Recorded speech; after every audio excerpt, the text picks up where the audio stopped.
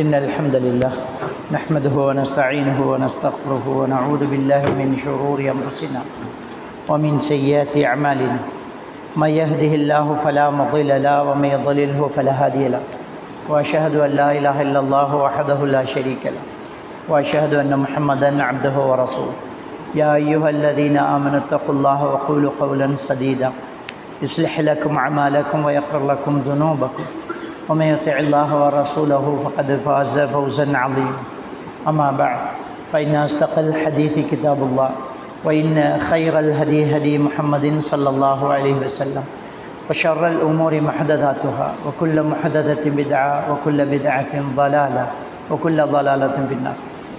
சர்வ புகழும் புகழ்ச்சியும் எல்லாம் வல்ல அல்லாஹ்வுக்கு சுப்ஹானஹு வ தஆலாவுக்கு சலாமும் ஸலவாத்தும் ஸல்லல்லாஹு அலைஹி வஸல்லம் அவர்கள் மீதும் சஹாபாக்கள் தாபீன்கள் தபஅ தாபீன்கள் நல்லோர்கள் எல்லோர் மீதும் என்றென்றும் எப்போதும் உண்டாகட்டுமாக. அன்புக்குரிய அருமை சகோதரர்களே, அல்லாஹ்வுக்கு சுப்ஹானஹு வ தஆலா சூரா ஆல இம்ரான் 3வது அத்தியாயத்தினுடைய 133வது வசனத்தில் வஸாரிஉ இலா மக்ஃபிரத்தின் மின் ரப்பிக்கும் வ ஜன்னah அல்லாஹு ஸமாவாத்து வல் அர்து உஇத்தத் லில் முத்தகீன், உங்களுடைய இரட்சகனுடைய மன்னிப்பின் பக்கமும் சுவர்க்கத்தின் பக்கமும் நீங்கள் விரைந்து முன்னேறுங்கள். அந்த சுவர்க்கத்தினுடைய விசாலம் வானங்கள் பூமி அளவுக்கு பிரம்மாண்டமானது. அந்த சுவர்க்கம் முத்தகீன்களுக்காக தயாரிக்கப்பட்டுள்ளது. உஇத்தத் லில் முத்தகீன் என்று அல்லாஹ் தஆலா சொல்லி காட்டுறான். அன்புக்குரியவர்களே, நம்முடைய எல்லா காரியங்களும் இறையச்சத்தின் அடிப்படையில் அமைகின்ற போது தான் கண்டிப்பாக அந்த சுவர்க்கம் நமக்கு கிடைக்கக்கூடியதாக இருக்கும். நானும் நீங்களும் எந்த ஒரு சந்தர்ப்பத்திலும் அல்லாஹ்வை அஞ்சி நடக்கக்கூடியவர்களாக முத்தகீன்களாக ஆக வேண்டும். அதுக்காக நாம் நம்முடைய வாழ்க்கையை நம்முடைய நேரங்களை நாம் செலவு செய்ய வேண்டும். அல்லாஹ் தஆலா சூரா அல் முனாஃபிகூன் 11வது வசனத்தில் சொல்லி காட்டுறான், லா யுஅக்கிருல்லாஹு நஃப்ஸன் இதா ஜாஅ அஜலுஹா, எந்த ஒரு ஆத்மாவுக்கும் அதனுடைய நேரம் வந்துவிட்டால் பிந்தாது, உரிய நேரத்தில் அவர் மரணத்தை ஆகுவார் என்பதை அல்லாஹ் தஆலா சொல்லி காட்டுகிறான். மரணத்தை மறுத்த யாருமே இந்த உலகத்தில் இருக்க முடியாது. எந்த மதத்தில் இருந்தாலும் அல்லது இறை நம்பிக்கையை நிவர்த்தி செய்து அதை களைந்து விட்டு இருக்கக்கூடிய ஒரு நாஸ்திகராக இருந்தாலும் மரணத்தை யாரும் மறக்க முடியாது. ஆனால் அந்த மரணத்துக்கு பின்னால் ஒரு வாழ்க்கை உண்டு. நிச்சயமாக அந்த வாழ்க்கையில் நாம் வெற்றி பெற வேண்டும் என்ற ஈமான் நம்மிடத்திலே எல்லோரிடத்திலையுமே உண்டு. நாம் ஈமான் கொள்ளக்கூடிய விஷயங்கள் 6. அல்லாஹ்வை கொண்டு, மலக்குமார்களை கொண்டு, வேதங்களை கொண்டு, ரசூல்மார்களை கொண்டு, மறுமை நாளை கொண்டு, விதியை கொண்டு. இந்த 6 விஷயங்களில் எதை விட்டாலும் நாம் நிச்சயமாக மூமினாக முடியாது. மறுமை நாளை நாம் ஈமான் கொண்டிருக்கின்றோம், மலக்குமார்களை ஈமான் கொண்டிருக்கின்றோம், சொர்க்கம் நரகத்தை நாம் ஈமான் கொண்டிருக்கின்றோம். அந்த மறுமையிலே நாம் வெற்றி பெற வேண்டுமென்றால் இந்த வாழ்க்கையை நாம் வீண் விளையாட்டாக கழித்து விடாமல் அல்லாஹ்வுக்கு கட்டுப்பட்டு, அல்லாஹ் ரசூலுக்கு கட்டுப்பட்டு நம்முடைய வாழ்க்கையை நாம் வாழ வேண்டும். எந்த ஒரு பொருளை நாம் வாங்குவதாக இருந்தாலும் அதிலே உன்னதமானது, உயர்தரமானது, தரம் உயர்ந்தது தேடிப்பிடித்து வாங்க தெரிகிறோம். நம்முடைய வாழ்க்கையில் நாம் பின்பற்றக்கூடிய இந்த கொள்கை, நம்முடைய மார்க்க சடங்கு சம்பிரதாயங்கள் எதுவெல்லாம் அல்லாஹ்வுடைய தூதர் ஸல்லல்லாஹு அலைஹி வஸல்லம் அவர்கள் நமக்கு சொல்லித்தந்ததானா, இதை பின்பற்றினால் நமக்கு வெற்றி கிடைக்குமா என்பதை ஒரு கணம் நாம் சிந்தித்து பார்க்க வேண்டும். அல்லாஹ் இந்த உலகத்தில் ஒரு மனிதனுக்கு கொடுக்கக்கூடிய மிகப்பெரிய ஒரு பாக்கியம்தான் ஈமான். ஈமான் மட்டும் இல்லை என்றால் இந்த உலகத்திலே எவ்வளோ பெரிய செல்வம் இருந்தாலும் நாம் துர்பாக்கியசாலியாகத்தான் இருக்க முடியும். சூரத்துல் மாயிதா 36வது வசனத்தில் அல்லாஹ் தஆலா சொல்லி காட்டுறான், இன்னல்லதீன கஃபரூ லவ் அன்ன லஹும் மா ஃபில் அர்லி ஜமீஅ வ மிஸ்லஹு மஅஹு லியஃப்ததூ பிஹி மின் அஸாபி யௌமில் கியாமா. இறைவனை நிராகரித்தவர்களுக்கு அந்த ஒட்டுமொத்த உலகமும் இருந்து அதுபோல இன்னொன்றும் இருந்து அத்தனையும் அல்லாஹ்விடம் கொடுத்து மறுமையின் தண்டனையிலிருந்து தப்பிக்க பேரம் பேசினாலும் அது ஏற்றுக்கொள்ளப்படாது. இது சூரத்துல் மாயிதாவினுடைய 36வது வசனம். ஒட்டுமொத்த உலகமே 2 மடங்கு இருந்தால் கூட மறுமையில் தப்பிக்க முடியாது என்றால் இந்த உலகத்தை விட பொறுமதியான நாம் கொண்டிருக்கக்கூடிய இந்த ஈமான் மறுமையிலே நமக்கு ஈடற்றம் பெற்று தருகிறது என்றால் அல்லாஹ் நமக்கு தந்த மிகப்பெரிய ஒரு பாக்கியம் இந்த ஈமான். இந்த ஈமானுக்காக நம்முடைய மூதாதையர்கள் சஹாபாக்கள் எதையும் இழக்க தயாரானார்கள்.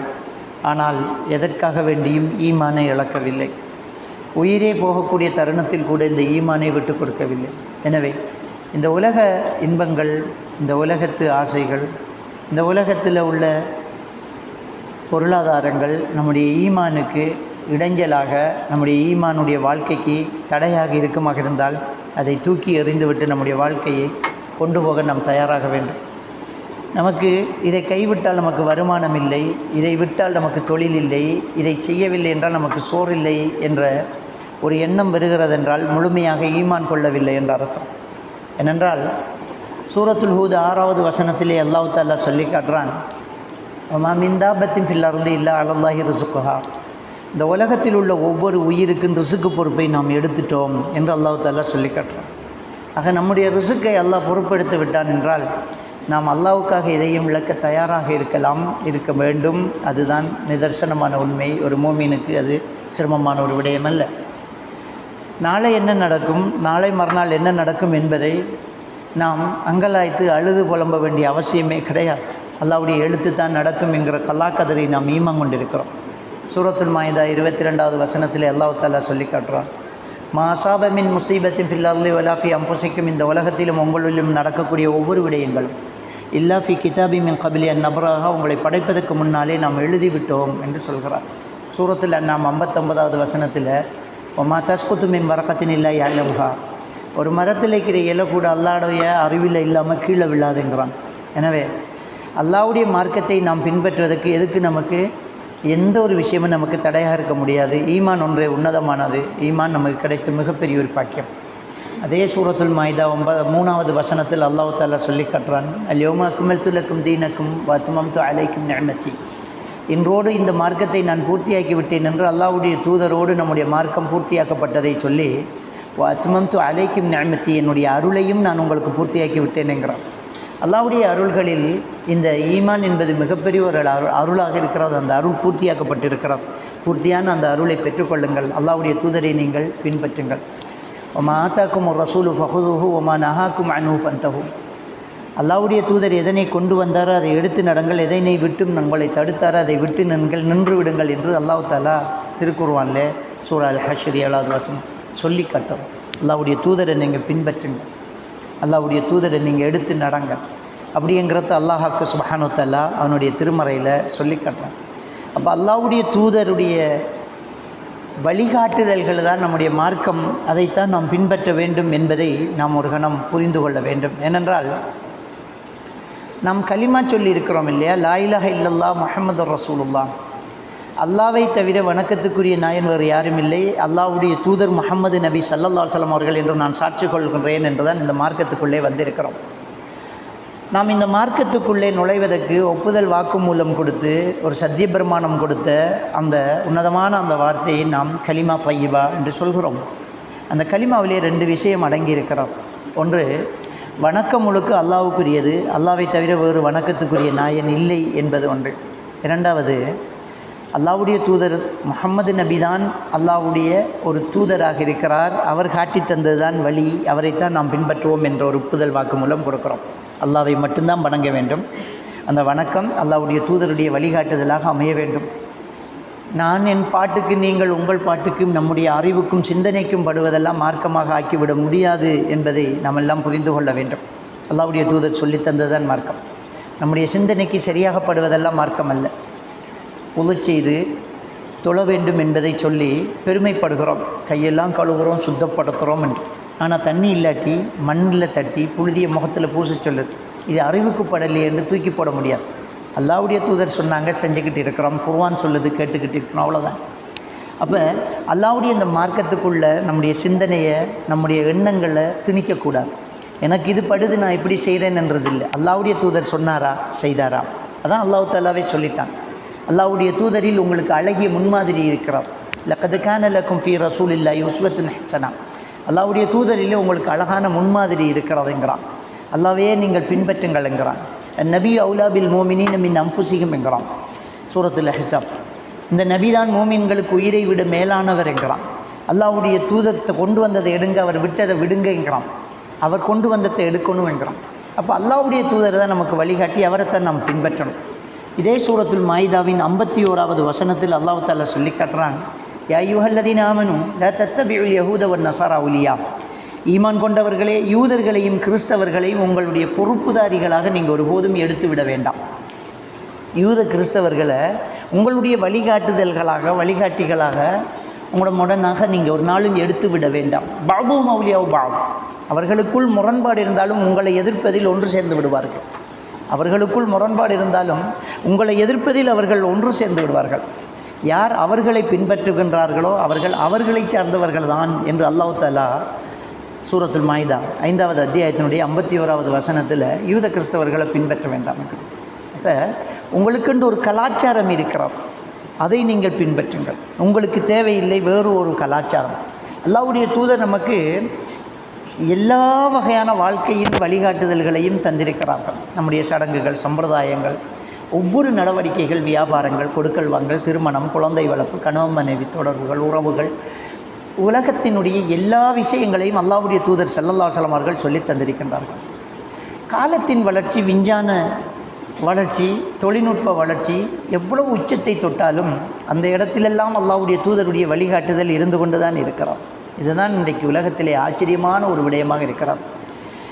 கடந்த காலங்களிலே நபிகள் நாயகம் ஸல்லல்லாஹு அலைஹி வஸல்லம் அவர்களுக்கு முன்னால் உள்ள காலகட்டங்களிலே மனிதனுடைய நடவடிக்கைகளும் நடைமுறைகளும் அவனுடைய சூழலும் கலாச்சாரமும் வேறுபடுகின்ற போது அந்த வேறுபட்ட கலாச்சாரத்துக்கு தேவையான மாற்றங்கள் ஏற்படும் போது தான் புதிய சுஹுஃப்களும் புதிய மார்க்கமும் நபிமார்களும் தூதர்மார்களும் அனுப்பப்பட்டு கொண்டிருந்தார்கள்.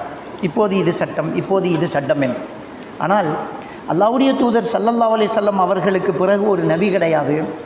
அவர்தான் அகிலத்துக்கு அருட்கொடையாக அனுப்பப்பட்டவர்.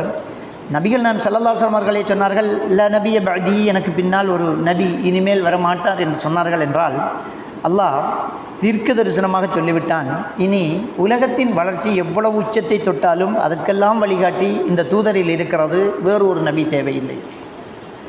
நபிகள் நாயகம் ஸல்லல்லாஹு அலைஹி வஸல்லம் அவர்களுடைய வழிகாட்டுதல்களும் கலாச்சாரங்களும் இன்றைக்கு உள்ள எல்லா தேசத்து மக்களுக்கும் ஒரு வழிகாட்டியாக அமைந்து கொண்டுதான் இருக்கிறது என்பதை நாம் எல்லாம் புரிந்து கொள்ள வேண்டும். அப்படி இருக்க நமக்கு இன்னொரு கலாச்சாரம் தேவையில்லை. இருப்பது கொஞ்ச காலம். யாராருக்கு எவ்வளவு நேரத்தில் வாழ்க்கை முடிய போகிறது என்பது படைத்த ரப்புல் ஆலமீனுக்கு தெரியும், நமக்கெல்லாம் தெரியாது. மரணத்துக்கு நோய், வயது எதுவுமே கிடையாது. நேரம் வந்தால் நாம் மரணித்துக்கொண்டே இருப்போம். அதை யாராலும் காப்பாற்றவும் முடியாது, யாராலும் இந்த உயிர் போவதை நிறுத்தி வைக்கவும் முடியாது. ஆனால் வலா தமூத்துன்ன இல்லா வ அன்தும் முஸ்லிமூன், நீங்கள் முஸ்லீம் இல்லாமல் மரணித்து விட வேண்டாம் என்ற அந்த கட்டளை என்னவென்றால், எப்போது நாம் முஸ்லீமாகவே இருந்து கொண்டே இருக்க வேண்டும். எப்போது வேண்டுமென்றாலும் மரணம் பெறலாம், அப்போது நாம் முஸ்லீமாக இருக்க வேண்டும். தொழுகையை நாம் பேணுதலாக தொழ வேண்டும். அல்லாஹ்வுக்கு நாம் இணை வைக்கக்கூடாது. அல்லாஹ்வுடைய தூதருக்கு நாம் இணை வைத்தால் அது பிதஅத். அல்லாஹ்வுடைய தூதரை நாம் எல்லா நேரங்களிலும் பின்பற்ற வேண்டும். வேறு ஒரு கலாச்சாரம் தேவையில்லை, வேறு ஒரு மார்க்கம் தேவையில்லை.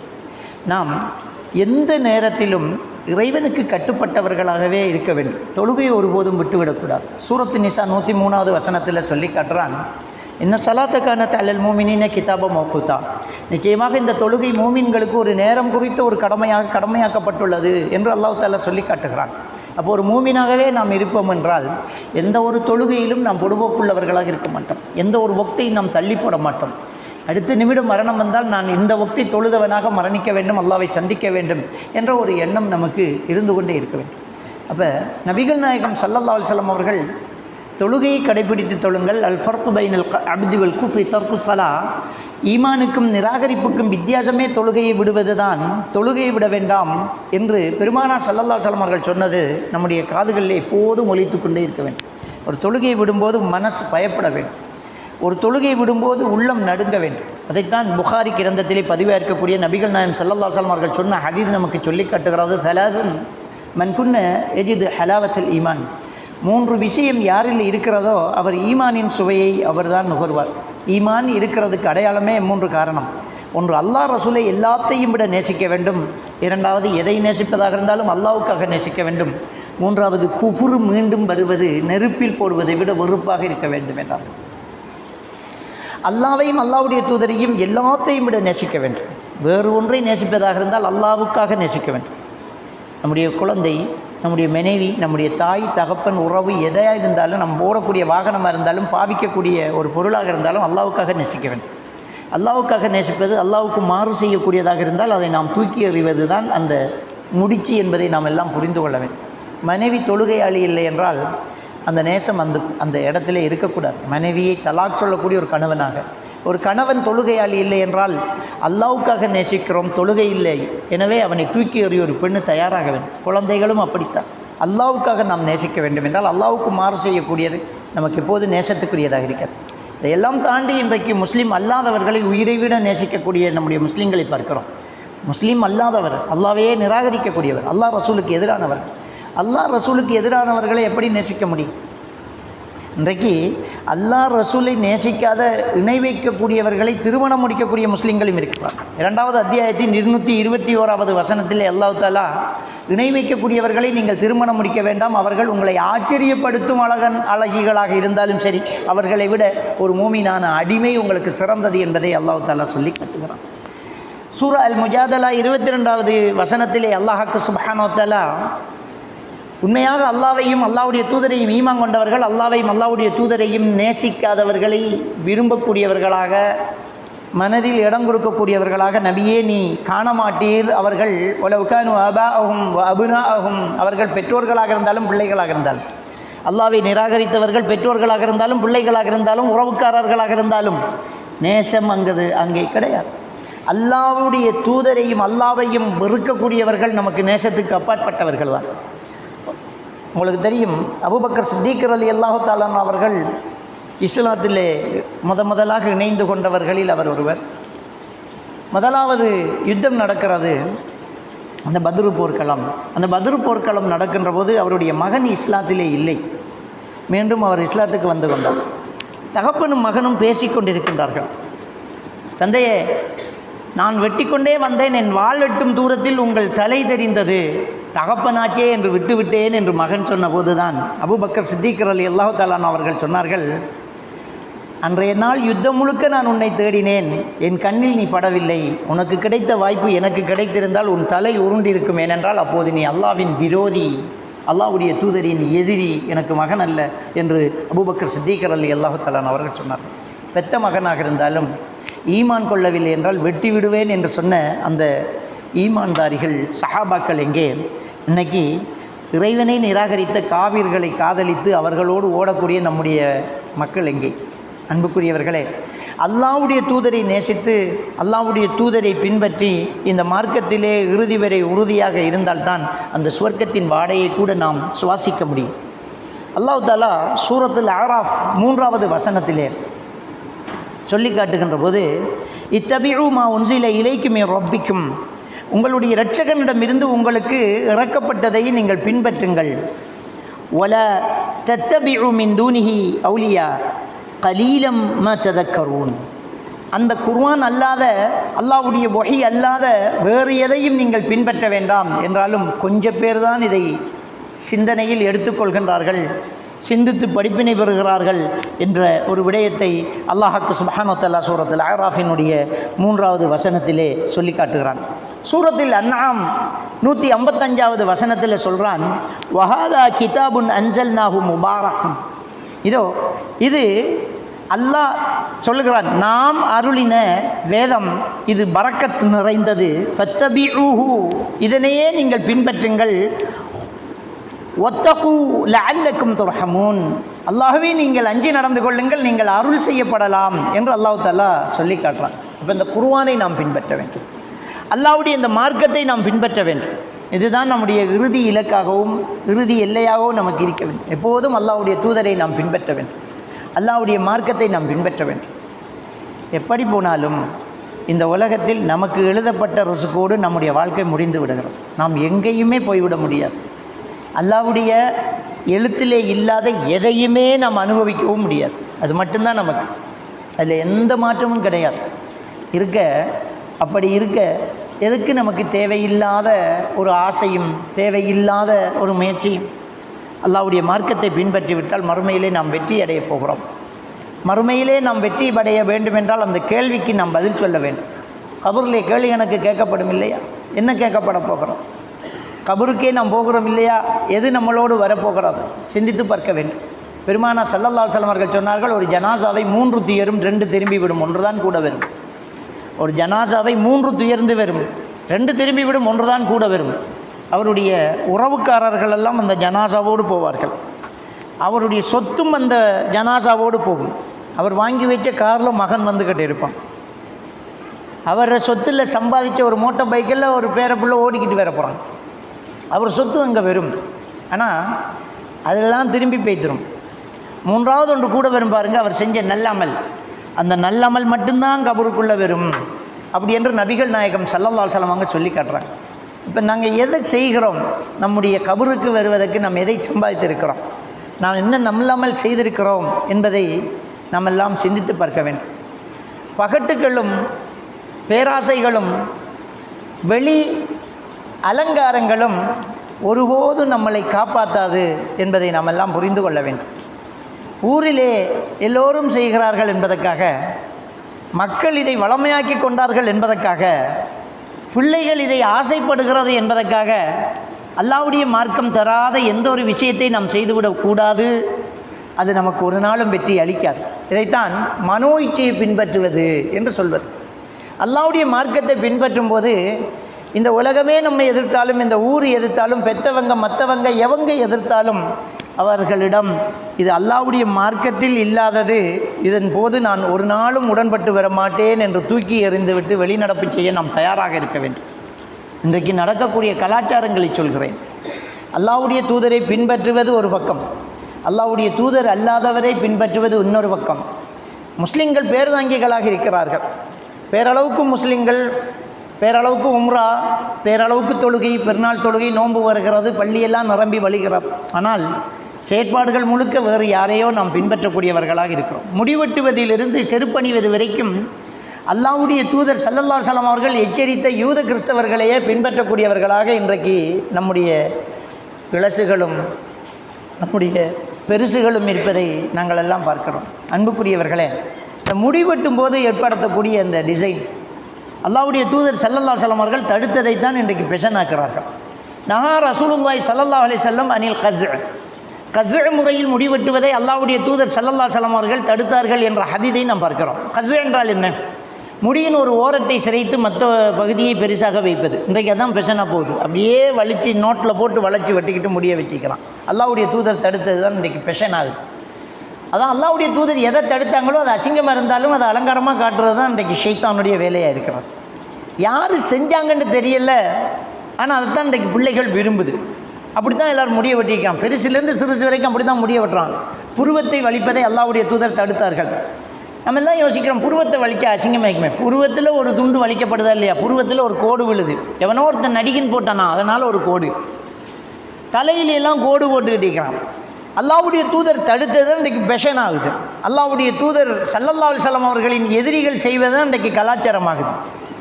இந்த பேர்த்டே கொண்டாடுறது யாருடைய கலாச்சாரம்? நம்முடைய கலாச்சாரமா? இந்த பேர்த்டே கொண்டாடுவது நம்முடைய கலாச்சாரமா? இல்லை, அது கிறிஸ்தவர்களுடைய கலாச்சாரம். அவங்க தான் பேர்த்டே கொண்டாடுவாங்க. அப்போ அவங்க தான் என்ன செய்கிறாங்கன்னு சொன்னால், கிறிஸ்மஸ் என்கிறது என்ன, கிறிஸ்து பிறந்து என்ற ஒரு டேட்டை வச்சு அவர் பிறந்ததுக்கு ஈசா நபி பிறந்ததை அவங்க கொண்டாடிக்கிட்டு இருக்கிறாங்க, கிறிஸ்து. அப்போ இந்த பேர்த்டே கொண்டாடுறது கிறிஸ்தவர்களுடைய கலாச்சாரம், அது அவங்க கலாச்சாரம். ஆனால் இன்றைக்கி நம்ம பிள்ளை பிறந்தோன்னே அந்த ஒரு முதல் பேர்த்டே பிறந்த நாள் கொண்டாடாட்டி அவங்களுக்கு சாப்பாடு இறங்க மாட்டேங்க. பிள்ளைகள் ஆசைப்படுது, அந்த கேக்கு வெட்டி தான் ஆகணும், அந்த மெழுகுவர்த்தி ஏற்றணும், அதை வெட்டி பக்கத்தில் இருக்கிற ஒரு ஆளுக்கு ஊட்டணும். யார் கலாச்சாரம்? வெக்கம் இல்லையா? அல்லாஹ்வுடைய தூதருடைய மார்க்கத்தில் இருந்துக்கிட்டு நமக்கும் அந்த சொர்க்கம் தேவை என்று ஆசைப்பட்டுட்டு அந்நியர் கலாச்சாரங்களை பின்பற்றுகிறோமே, இது தேவைதான். எங்கிருந்து வந்துச்சு இந்த கலாச்சாரம்? யாரை பின்பற்றோம் நம்ம? பெருமானார் ஸல்லல்லாஹு அலைஹி வஸல்லம் அவர்கள் எப்பயாவது பேர்த்டே கொண்டாடினாங்களா? சஹாபாக்கள் கொண்டாடினாங்களா? இமாம்கள் கொண்டாடினாங்களா? மார்க்கத்தில் இருக்கிறதா? சிந்திச்சு பாருங்கள். பேர்த்டே கொண்டாடுறது எப்படி மார்க்கமாக இருக்க முடியும்? உங்களுக்கு தெரியும், லீக் வருடம், அதாவது பிப்ரவரி மாதம் இருக்குது இல்லையா, வரக்கூடிய மாதம் எப்போவுமே 28 தான் இருக்கும். 28ஓட முடிஞ்சு போகும். ஆனால் 4 வருஷத்துக்கு ஒரு தடவை 29ஆம் தேதி வரும். 4 வருஷத்துக்கு ஒரு தடவை பிப்ரவரி 29 ஆகும். என்ற சூரிய கணக்கின்படி ஒரு வருஷம் என்பது 365 கால் நாள். 4 வருஷத்தால் ஒரு நாள் கூடும். 365 நாள் இல்லை, சூரிய கணக்குப்படி 365 கால் நாள். 4 வருஷத்தால் அந்த 4 கால் சேர்ந்து ஒரு நாள் கூடிடும். அந்த ஒரு நாள் அட்ஜஸ்ட் பண்ணுறதுக்கு பிப்ரவரி 29 ஆக்கிடுவான். அந்த பிப்ரவரி 29 ஒருத்தன் பிறந்தா பர்த்டே கொண்டாட முடியுமா? அவனுக்கு 4 வருஷத்துக்கு ஒரு தடவை தான் அவன் பிறந்த நாள் கொண்டாடுறான். இது மார்க்கமாக இருக்க முடியுமா? சிந்திச்சுப்பார். பர்த்டே கொண்டாடுறது மட்டும் மார்க்கமாக இருந்திருந்தால் வருஷம் இல்லையா கொண்டாடணும்? அப்போ பிப்ரவரி 29 பிறந்தவன் 4 வருஷத்துக்கு ஒரு தடவை கொண்டாட வேண்டி வருது. எப்படி மார்க்கமாக இருக்க முடியும்? மார்க்கமே இல்லை. அது அந்நிய கலாச்சாரம். இன்றைக்கி அதை பின்பற்றிட்டீங்க. அங்கே பெருசுகளுக்கெல்லாம் பர்த்டே கொண்டாடுறாங்க. அப்போ இந்த பர்த்டே கொண்டாடி கேக்கு வெட்டி அதை செலிப்ரேட் பண்ணி அதை ஃபோட்டோ போட்டு ஃபேஸ்புக்கில் போட்டு ஒரு கலக்காட்டி அன்றைக்கி அவருக்கு தூக்கம் வருது. இதுக்கு விஷ் பண்ணுறதுக்கு நிறைய பேர் கிஃப்ட் கொண்டு கொடுக்குறது, கொஞ்சம் பேர் அதுக்கு வாழ்த்துக்கள் சொல்கிறதும் பரிசுகள் கொடுக்குறதும். இப்போ நம்ம முதல்ல என்ன மார்க்கத்தில் இருக்கிறோங்கிறதையாவது கொஞ்சம் சிந்திச்சு பார்க்கணும். நம்ம எங்கே நிற்கிறோம், நம்ம என்ன இடத்துல நிற்கிறோம், நம்ம யார், நம்ம எந்த மதத்தில் இருக்க, நமக்குண்டு ஒரு மதம் இல்லையாதான். நம்ம பழையவங்க சொல்லுவாங்க, கொழுக்கட்டைக்கு தலை கிடையாதான், சோனிக்கு முறை கிடையாதான்னு சொல்லுவாங்க. நமக்குன்னு ஒன்று இல்லை. அவன் முடிவெட்டுனா அதை மாதிரி முடிவெட்டுறான், இவன் கலிசம் போட்டால் அவன் மாதிரி கலிசம் போட்டுறான், அவன் பேட்டை கொண்டாடினா அதை மாதிரி பேட்டை கொண்டாடுறான். ஆனால் பள்ளிக்கும் போகிறான், சொர்க்கமும் தேவண்டா. எப்படிங்க? நபிகள் நாயகம் ஸல்லல்லாஹு அலைஹி வஸல்லம் அவர்கள் எதுக்காக சொர்க்கம் இருக்குன்னாங்க? அப்போ எதுக்கு சஹாபாக்கள்லாம் அடி வாங்கினாங்க, ஊரை விட்டு விரட்டப்பட்டாங்க, சித்திரவதை செய்யப்பட்டாங்க? கொள்கையில் உறுதியாக இருக்க போயிட்டானே. பெற்றவனாக இருந்தாலும் மற்றவனாக இருந்தாலும் மார்க்கத்துக்கு உடன்பட்டு விராட்டி அவங்க முரண்பட்டு தான் நின்றாங்க. அதான் கொள்கையில் உறுதியாக இருக்கணும் இல்லையா? இஸ்லாத்தில் இருந்தால் அதில் உறுதியாக இருப்பி. எதில் நீ இருக்கிற, எந்த மதத்தில் இருக்கிறங்கிற அளவுக்கு இன்றைக்கி அந்நிய கலாச்சாரங்களை நம்ம நிறைவேற்றிட்டு இருக்கிறோம். இதைத்தானே சூரத்துல் மாயிதா 51வது வசனத்தில் அல்லாஹ் தஆலா சொல்லிவிட்டான், ஒலா தத்தபிஇல் யஹூத வன் நஸாரா, யூத கிறிஸ்தவர்களை நீங்கள் பின்பற்ற வேண்டாம். நபிகள் நாயகம் ஸல்லல்லாஹு அலைஹி வஸல்லம் அவங்க சொன்னாங்க, கியாமத் நாள் நெருங்கும் போது நடக்கக்கூடிய அடையாளங்களை சொல்கிறாங்க. இந்த தத்தபிஅன்ன ஸனன மன் கான கப்லக்கும் ஷிப்ரன் பிஷ்பிரின் வ திராஅன் பிதிராஇன். உங்களுக்கு முன்னால் இருந்த சமுதாயத்தை கண்டிப்பாக ஒரு காலம் பெறும். அந்த காலத்தில் நீங்கள் சாணுக்கு சான் முளத்துக்கு முளம் பின்பற்றுவீர்கள்.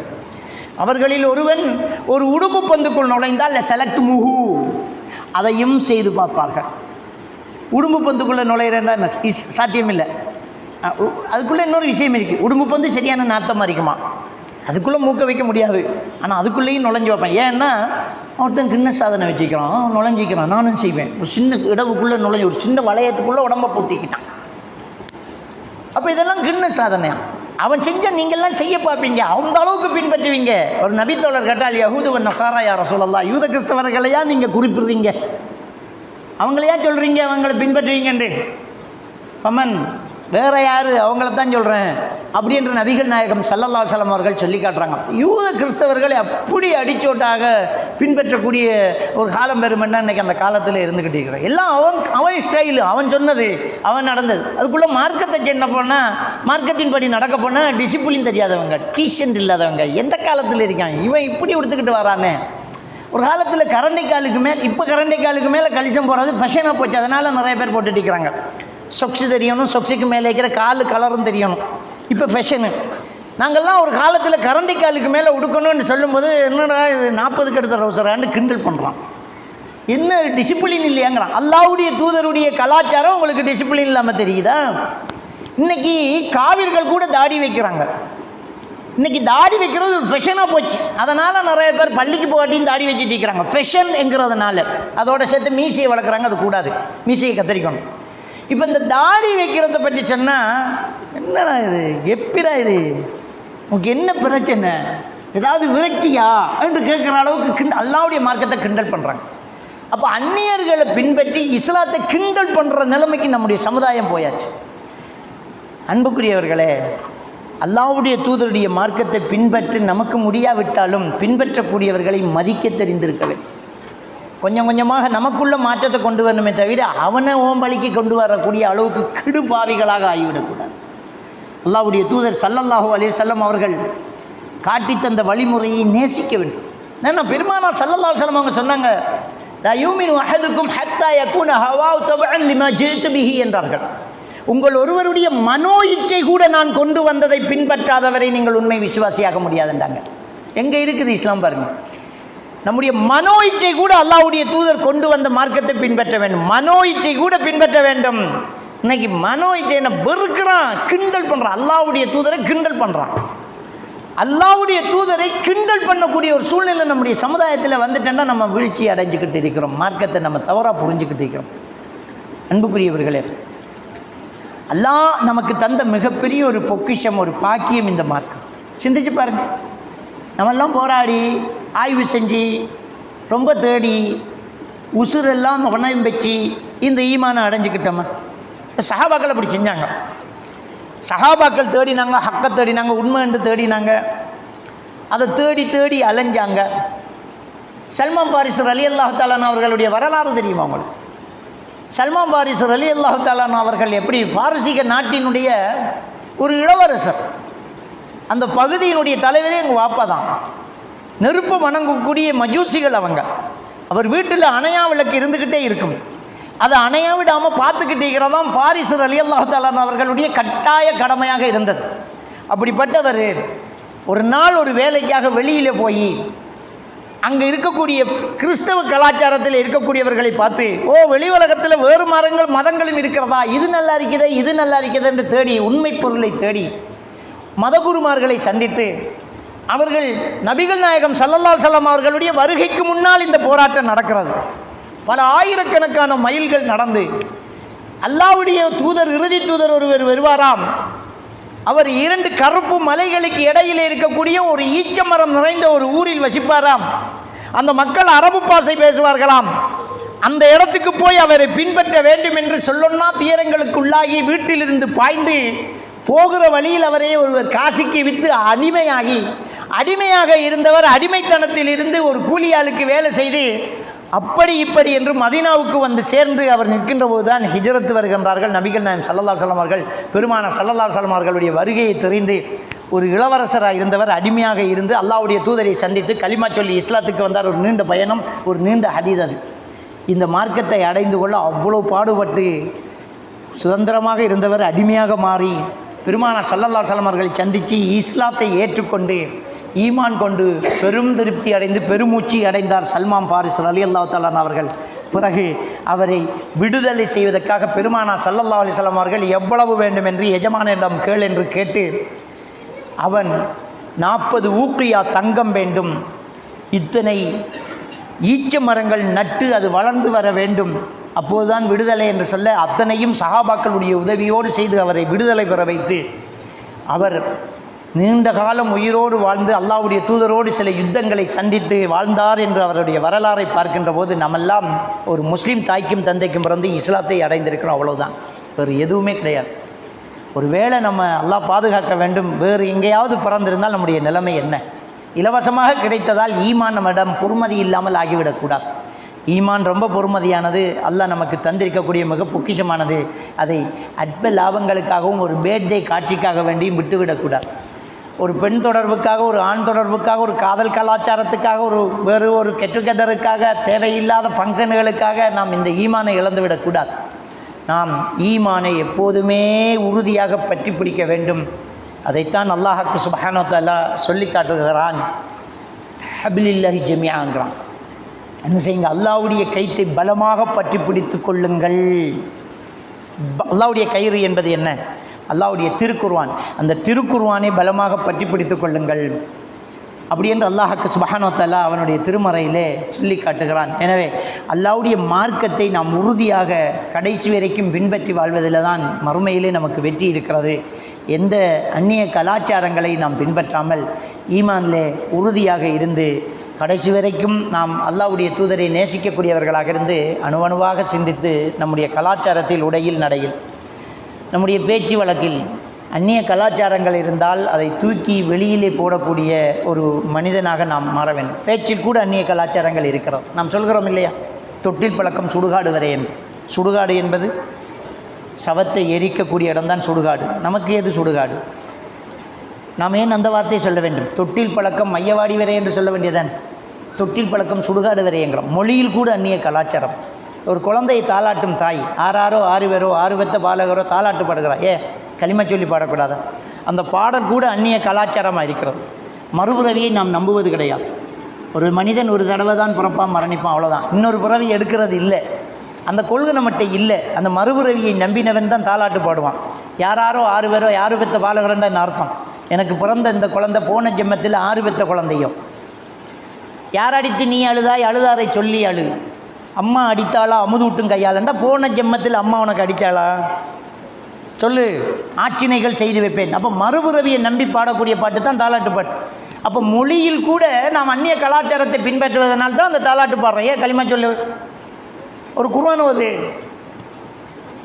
அப்போ அல்லாவை நினைத்து வாழ வேண்டிய நாம் அந்நிய கலாச்சாரங்களை அர்த்தம் கூட தெரியாமல் நாம் பல கலாச்சாரத்தை பின்பற்றோம். மொழியில் கூட அந்நிய கலாச்சாரம், பேச்சு நடையில் அந்நிய கலாச்சாரம், செயற்பாடுகளில் அந்நிய கலாச்சாரம், பெருநாள் கொண்டாட்டங்களில் அந்நிய கலாச்சாரம், ஆடையில் அணிகலனில் எல்லா விஷயத்திலும் அந்நிய கலாச்சாரம். திருமணம் நடக்கிறது, தாலி எத்தனை பவுன்னு கேட்குறோம், தாலி பெண்ணுக்கு வேலி, இந்துக்களுடைய கலாச்சாரம். நம்ம கலாச்சாரமா? நமக்கும் தாலிக்கும் ஏதாவது சம்பந்தம் இருக்கிறதா? மகர் எவ்வளவு என்று கேட்க வேண்டியதானே, என்ன தாலி? அப்போ தாலி கட்டுறது, மாப்பிள்ளை எடுக்கிறது, மாப்பிள்ளையோட ராத்தா தங்கச்சி முடிச்சு விட்றது, அவனுக்கு நமக்கு என்ன வித்தியாசம்? அவன் தாலி கட்டினா நம்மளும் தாலி கட்டுறோம். அவன் ஆராத்தி எடுத்தால் இங்கே ஆராத்தி எடுக்கிறாங்க.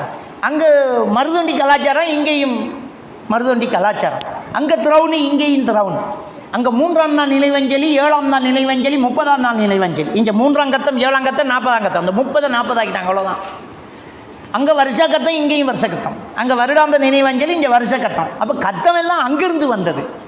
அப்போ இந்த எல்லா விஷயங்களையும் அந்நிய கலாச்சாரங்கள்லேருந்து கொண்டு வந்து நாம் நம்முடைய மதத்தையே மாற்றக்கூடிய ஒரு சூழ்நிலை உருவாகுது. எது? இஸ்லாம். இதுவெல்லாம் இஸ்லாம் கொண்டு வந்தது தானே, இஸ்லாம் கொண்டு வந்த கொள்கையாக இது. இப்போ கேட்க வேண்டி இருக்கிறது. இப்படி ஒவ்வொரு விஷயங்களாக நம்முடைய பழக்க வழக்கங்கள், கலாச்சாரங்கள், வளமைகள் எல்லாம் அந்நிய கலாச்சாரங்களையே தழுவி நிற்கிறது. முதலிலே நாம் அதை தூக்கிவிட்டு ஒவ்வொன்றாக கேட்க வேண்டிய, இந்த குர்ஆனில் இருக்கிறதா, ஹதீஸில் இருக்கிறதா, அல்லாஹ்வுடைய தூதர் சொன்னார்களா, இதுக்கு கூலி இருக்கிறதா, இதுக்கு மறுமையிலே வெற்றி இருக்கிறதா, இது சரிதானா, இதை நாம் சிந்தித்து பார்க்க வேண்டும். சிந்தித்தால் அதிலிருந்து நாம் வெளியிலே வர முடியும். அன்புக்குரிய இஸ்லாமிய சகோதரர்களே, அல்லாஹ்வுடைய தூதரை சரியாக நாம் பின்பற்றி வாழ்ந்தால்தான் மறுமையிலே நாம் வெற்றி பெற முடியும். எல்லாம் வல்ல அல்லாஹ்வுக்கு சுப்ஹானஹு வ தஆலா நம் அனைவரையும் ஈமானோடு வாழ வைத்து ஈமானோடு மரணிக்க செய்வார். அல்ஹம்துலில்லாஹ் ஸலாத்து வஸ்ஸலாமு அலா ரசூலில்லாஹ் முஹம்மது பின் அப்துல்லாஹ். எல்லா புகழும் எல்லாம் வல்ல அல்லாஹ்வுக்கு சுப்ஹானஹு வ தஆலாவுக்கே. சலாமும் சலவாத்தும் ஸல்லல்லாஹு அலைஹி வஸல்லம் அவர்கள் மீதும், சஹாபாக்கள், தாபீன்கள், தபஅ தாபீன்கள், நல்லோர்கள் எல்லோர் மீதும் எப்போதும் என்றென்றும் உண்டாகட்டுமா. அன்புக்குரிய இஸ்லாமிய சகோதரர்களே, அல்லாஹ்வுக்கு சுப்ஹானஹு வ தஆலா சூரத்து நிசா 103வது வசனத்தில் சொல்கிறார், இன்ன ஸலாத்தகான தஅலல் முஃமினீன கிதாபம் மவ்கூதா. நிச்சயமாக இந்த தொழுகை என்பது மூமின்களுக்கு ஒரு நேரம் குறித்த கடமையாக இருக்கிறது என்று அல்லாஹ் தஆலா சொல்லி காட்டுறான். அப்போ இந்த தொழுகைங்கிறது ஒரு நேரத்துக்கு தொழுகிறது, நேரம் கிடைக்கும்போது தொழுகிறது இல்லை. அந்த வித்தியாசத்தை விளங்கணும். நேரம் கிடைக்கும்போது தொழுகிறது இல்லை, நேரத்துக்கு தொழுகிறது. நேரம் கிடைக்கும்போது தொழுகிறது என்கிற எண்ணம் உறுதி கொண்டால் தான் விட்டு விட்டு தொழுகிறான். நோன்பு வந்தால் தொழுகை ஸ்டார்ட் ஆகிடும். வெள்ளிக்கிழமை மட்டும் சும்மா போனால் சரி, கூட இருக்கிறவங்க வாடா பள்ளி போகணும்னா அப்போ மட்டும் பள்ளி போகிறோம். அப்போ நேரம் எடுத்து தொழுகிற ஆளா இல்லை. அப்போ நேரத்துக்கு தொழணும்.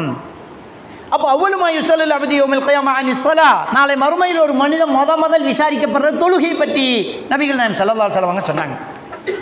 சூரா அல் முத்தஸிர் 26வது வசனத்தில் அல்லாஹ் தஆலா சக்கர் என்கிற நரகத்தை பற்றி சொல்லி காட்டுறான். அந்த சக்கர் என்கிற நரகம் எப்படிப்பட்டது தெரியுமா? லவ்வாஹத்துல் லில் பஷர், மனிதனை போட்டால் தோலை கலட்டி எடுத்து விடும், அந்த அளவுக்கு உஷ்ணம் கொண்டது. இது 26வது வசனம். 42 43வது வசனத்தில் இன்னும் விளக்கம் சொல்கிறான் அல்லாஹ். அதே சூரா அல் முத்தஸிரில் 42 43வது வசனத்தில் அல்லாஹ் தஆலா சொல்கிறான், மா சலக்கக்கும் ஃபி சக்கர். இந்த சக்கர் என்கிற நரகத்துக்குள்ள எதுக்கு வந்தீங்கன்னு அவர்களிடம் கேட்கப்படும். அவங்க சொல்லுவாங்க, லம் நக்கு மினல் முஸல்லி, நாங்கள் தொழாமல் இருந்துட்டோமே என்று சொல்லுவாங்களாம். அப்போ தொழுகை இல்லாதவர்கள் சக்கரை என்கிற நரகத்தில் தூக்கி போடப்படுவார்கள். நம்ம சிறு வயதிலேயே மனநமிட்ட ஒரு ஹதீது, எல்லோருக்குமே தெரிந்த ஒரு ஹதீது, ஸ்கூல்லேயே நமக்கு சொல்லித்தந்த ஒரு ஹதீது தான் தொழுகை சொர்க்கத்தின் திறவுகோல். யாருக்கு தெரியாது இது? அந்த ஹதீதனுடைய பாரம் நமக்கு தெரியல. சில வார்த்தைகளை அப்படியே கேட்டுட்டு அப்படியே விட்டுட்டு போகிறோம். அந்த வார்த்தையினுடைய யதார்த்தத்தை கொஞ்சம் சிந்திச்சு பார்க்கணும். நம்ம வீட்டிலேருந்து வெளியில் போகிறோம், வீட்டுக்கு வரும்போது மனைவி வீட்டில் இல்லை, பிள்ளை ஊட்டியில் இல்லை, கதவு பூட்டிடிக்கு, ஃபோனு வேலை செய்யலை. இதை விட டென்ஷன் வேறு எதுவுமே இருக்காது. நாம் கட்டின வீடு தான். வந்த களைப்பில் கொஞ்சம் உட்காரத்துக்கு, ஒரு மிடர் தண்ணி குடிக்கிறதுக்கு, அப்படியே சாயிறதுக்கு அந்த வீடு இருக்குது, திறப்பு இல்லை. வீட்டு திறப்பை எங்கடி வச்சுட்டு போனேன்?